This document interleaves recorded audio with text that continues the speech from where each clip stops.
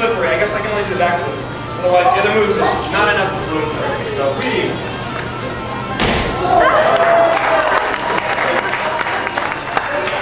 Who's here last year? See, you guys are down. You know what's going on. If you weren't here last year, then get out. No, I'm kidding. You can stay. It's fine. We have a couple of special things to show today. Later. Okay, so if I can, I wonder if anybody can give me some of the lights down. Not all of them necessarily, but I guess like these have. That's always nice. Perfect. So, this one actually has quite a bit of lights in it now. I'm not going to be able to see them until I actually turn it on. So there's a whole bunch of them in the hilt. There's also a motor in there, a vibration motor, that when you're holding it, it actually gives you that kind of feel that it's actually on. It's got some energy to it. So we'll turn it on. You can see there's a nice thing in the hilt. That's glowing and it kind of pulses along with the blade. And there's a ton of other LEDs that are inside the hilt. I guess you can probably make them not. I'm not really sure. It just depends. Okay? And of course, we still have the whole swinging noises and all this kind of stuff. And you even have the whole idea of if you were cutting something open, like they were cutting the floor, doing whatever, or locking up with someone, etc. They have other kind of force noises.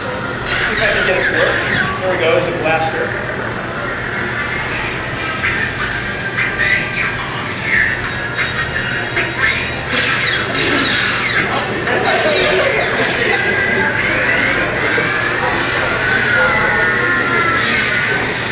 Goes through a whole thing right there.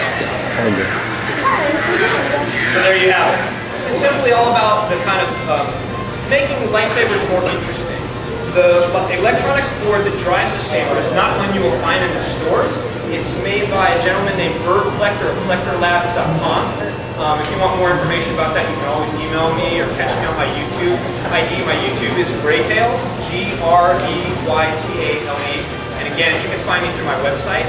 And if you ever have any questions about how these kind of specialized ones are built, let me know. Because again, you're not going to find it in a department store or something like this. Okay? So that's green one. It's got some interesting features. This one is the red one. Totally different than last year. This one has a special setup in it now where we're trying to put more features into the saber. So it's a nice red one.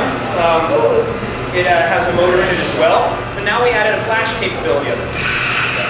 So when you actually hit it, you get the idea of you're fencing someone.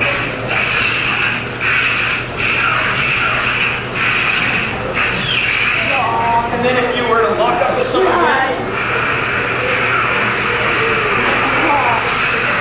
so it's kind of a more interesting setup now. Lots of little LEDs in this little chamber, as you can see are glowing inside there. There's one on the bottom. So this one was made by, boy, it's too loud.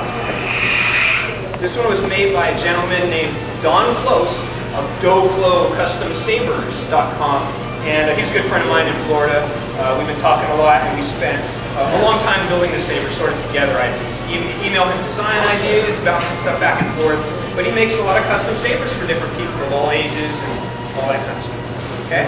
At this point, I'll take a few questions, and then of course what we're going to want to do is let's talk more sabers. So you guys can come up and do this demo.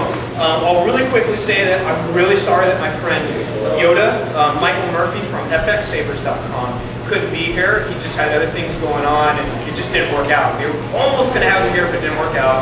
And I had some other volunteers set up, but we couldn't make it either. A lot of weird small things going on. Okay? So I take some quick questions. Real quick, is there any way to turn that fan on? Maybe not. This is noisy. I want to make sure you guys can hear me. Okay, I'll just kind of start around the room and whatnot. Yes.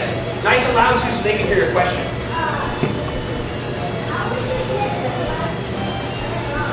How would you get it to turn on? Oh, I didn't really mention that. There's little switches. Like on this saber, it's really hard for you to see. The switch is actually really hidden. You wouldn't normally see it just by looking at it. You kind of have to look around. It's hidden in the screen. It's a very tiny button. So it's just here. And actually, to turn it off, you need to do more than hit the button. You need to hit also the auxiliary button, which is nice. That way you don't accidentally turn off the saber when you're spinning it and look like, oops, you know. It's true. It's true. You don't look cool when you do that. You're fighting someone and it goes off. You're like, oops, I guess the force isn't remotely with you. Anybody else over here? You. How much does one of those cost? Nice and loud so they can hear it. How much does one of those cost?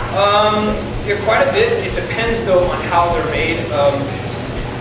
Different sabers are going to cost different amounts. This particular one, well, it's hard for us to tell. Like, I wonder, I'd have to ask Don and say, how much do you think went into it? Because there's both labor involved. These are not machined from some computer or in a big warehouse where they just pump out parts. There's people just working on this in their garages or in their workshops going, all right, I want to be able to fit this electronics in there. I want to be able to fit this LED. I need to do this and this and this. What do I got to do?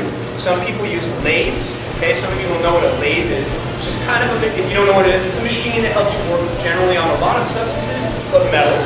There's also a CNC machine, so computer numerated controlling. I don't know, I don't remember exactly, but it's another bigger machine that's made for customizing metals and whatnot. So that's a lot of it, the labor.